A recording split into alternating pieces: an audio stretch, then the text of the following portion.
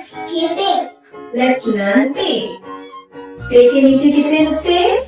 1, 2, 3. पे के नीचे 3 नुक्ते. पे से पत्ता. पे से पानी.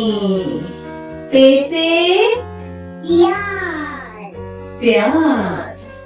पे से पांडा. पे से प्याला. और प्याले में क्या है? पे से पालक. पे से paneer.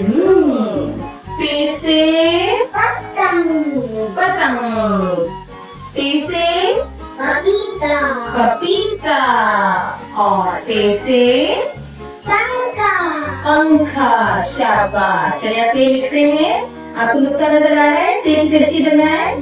You start from the top, go down, make a line, go up. ऊपर चले जाए और पे के नीचे 1, 2 और 3 नुक्ते.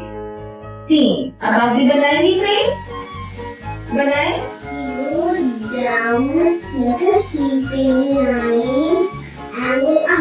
पे के नीचे 3.